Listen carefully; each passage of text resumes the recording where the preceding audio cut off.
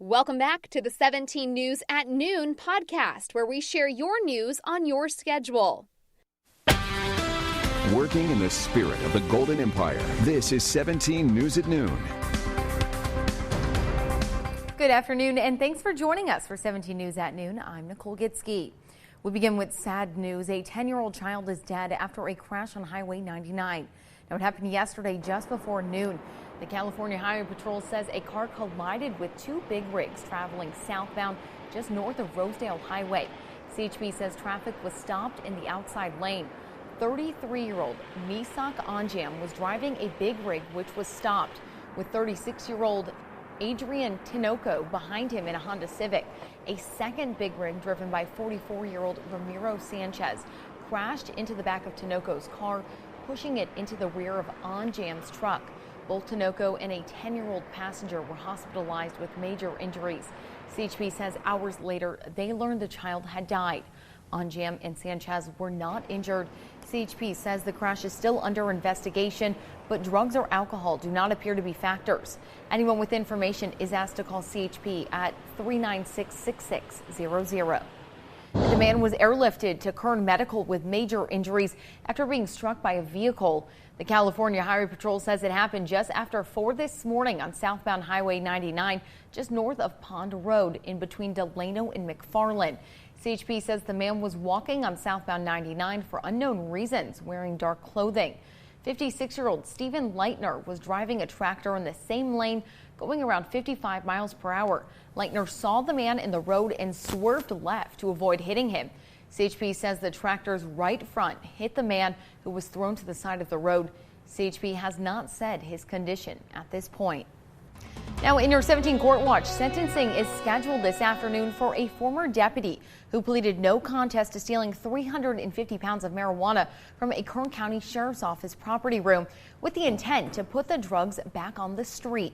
Logan August, along with Derek Penny, another former deputy, pleaded no contest in August to felony charges. Prosecutors say August falsified evidence, destruction forms, and police reports, and Penny signed the reports for approval in the KCSO computer system. August faces up to 10 years in prison. Penny was sentenced to 90 days in jail and 2 years probation. And Michaela Bowers was sentenced to 6 years in prison this morning. 52-year-old Bowers killed Ray Ingram, her longtime boyfriend, chef and owner of Jay's Place. Prosecutors say Bowers was fed up with Ingram's pattern of infidelity. Bowers' previous attorney argued the 51-year-old Ingram was physically and verbally abusive and that Bowers shot him in self-defense after he threatened to kill her. In March of last year, a jury hung 11-1 in favor of finding Bowers guilty. A second mistrial was declared when 6 jurors voted for voluntary manslaughter, 4 for second-degree murder, 1 for involuntary manslaughter, and 1 for not guilty. Well, now taking a look at the latest on the coronavirus pandemic here in Kern County. Public Health reporting 40 new cases and 2 new deaths. Right now, just under 10,000 people are isolated in their homes. According to Kern Public Health, just 5 people suffering from more acute symptoms are being treated at local hospitals. We haven't seen a number that low since the beginning of the pandemic. 422 people have died of the virus since March. Public Health says because there hasn't been a significant change in our overall situation, today's weekly COVID-19 briefing was canceled. But the situation is not improving nationally. Johns Hopkins University reports the U.S. added nearly 500,000 cases of COVID-19 in the last 7 days. Across the country, 36 states have seen increases in hospitalizations over the last week. A hospital in El Paso has set up medical tents for patients as the county reached its highest COVID-19 numbers so far. New restrictions in Chicago begin tomorrow, with bars and restaurants shutting down indoor service. In the U.S., there have been over 8 million cases and more than 226,000 people have died of COVID-19. And Bakersfield Police and firefighters are teaming up with Houchin Community Blood Bank. They're holding a blood drive at the fire department's Station 15 on Buena Vista Road in Southwest Bakersfield. It's happening from 8:30 a.m. to 1:30 p.m. tomorrow. To schedule an appointment, visit hcbb.com and click the donor portal link. And Bakersfield Police are kicking off their 3rd annual Halloween event tomorrow. Of course, they're doing it a little differently this year due to social distancing guidelines. The department says this year's event will be drive-through only. The free event is happening tomorrow from 5:30 p.m. to 7:30 p.m. at Beach Park on 21st Street.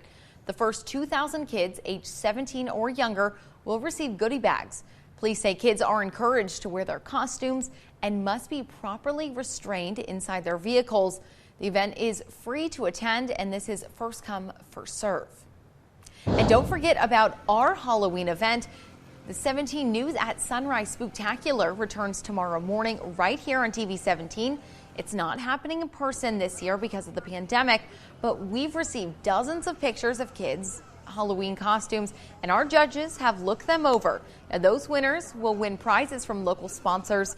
Prizes include a gift card to Snyder's, a laptop, tickets to Murray Family Farms, and more. Tune in to 17 News Sunrise tomorrow to see those winners. Now to the latest on the wildfires ravaging Orange County, with firefighters making progress battling the Blue Ridge fire burning between Yorba Linda and Chino Hills. It is now holding at just over 14,000 acres, and containment is up 30%.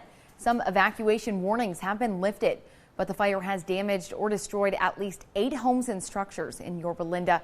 Thousands still can't go home right now as mandatory evacuations remain in place. And those fires in Southern California add to the millions of acres burned in the state this year. According to CAL FIRE, there have been more than 8,800 fires this year. More than 4.1 million acres have been scorched, killing 31 people and destroying over 10,000 structures. Well, it is such an important reminder that it is warm out there, and it will continue to be warm as we send it back over to Kevin. Taking a look at our forecast as we round out today into Friday, head into Friday and then into the weekend. Saturday, Halloween weather looking great. Yesterday, we hit 81 degrees. Today, I expect temperatures to be close to that. Overnight, we were at 50. 74 is the normal high this time of year, the record of 92, set back in 1913. As we take a look at the sunset tonight, we'll be at 6:04. A very quiet weather pattern in place. We're looking at 70s and lower 80s all around the state today, with 79 in Sacramento and Fresno. 80 in Los Angeles, and then to the east of us, a nice day in Vegas, 79 for this afternoon. Take a look at our national temperatures for today. Seattle 57, 65 in Boise, upper 50s in Denver, so temperature starting to moderate from that cold pocket of air that was there just days ago. And then down in Florida today, Miami 87. Here at home, air quality improving a little bit. The AQI was right around 80 yesterday, 74 today, puts you in the moderate range, and then your temperatures will be right near 82 in Bakersfield. 81 in Delano, 81 as well in Maricopa with a light wind. For the mountains, look for a southeast wind, 10 to 15. 78 in Fraser Park, Bear Valley here at 76. And then for the Kern Valley, 80s. Lake Isabella, 87. For the desert today, sunny skies and east wind, 10 to 15. And 77 in Mojave. Your extended forecast shows very little change. We'll peak on Monday with 85 and then right back down in the lower 80s by Wednesday.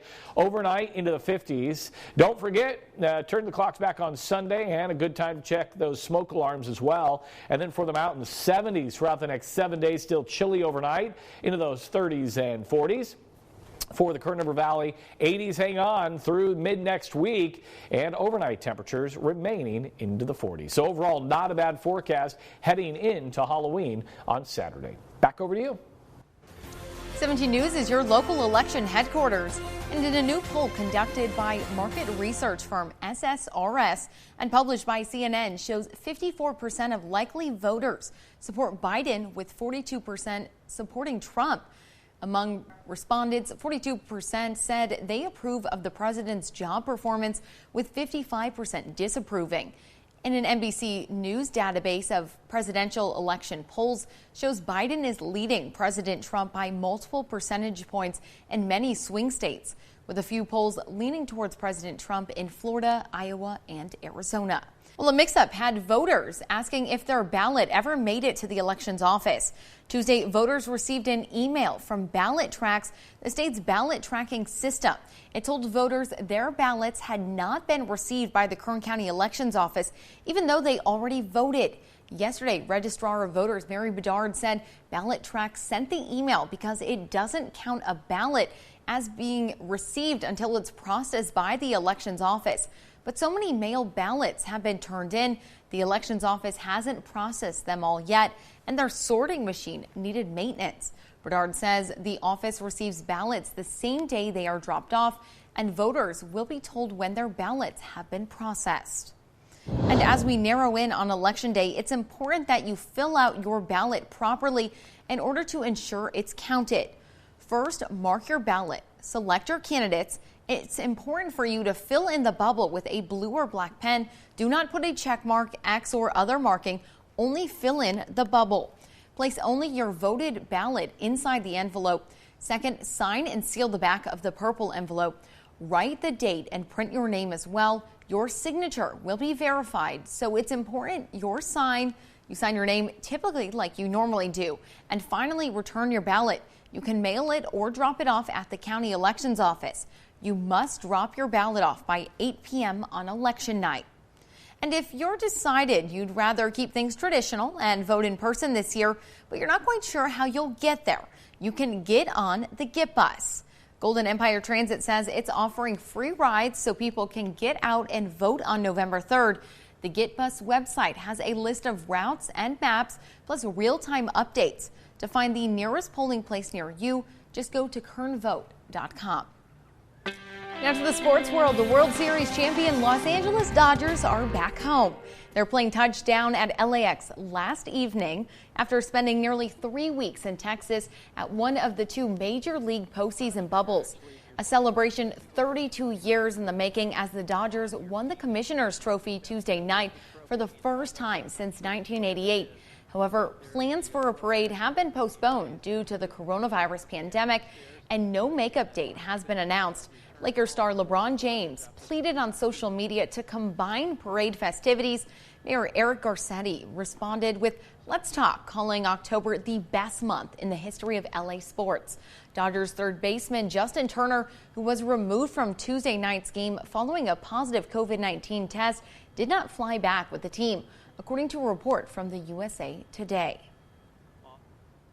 And the NFL is planning to allow fans to attend this year's Super Bowl in Tampa, Florida. Now, according to ESPN, part of the league's plan is to limit fan capacity to 20% with masks mandatory for everyone. Along with the mask mandate, fans in attendance will be seated in pods to follow the CDC's 6 feet apart guideline.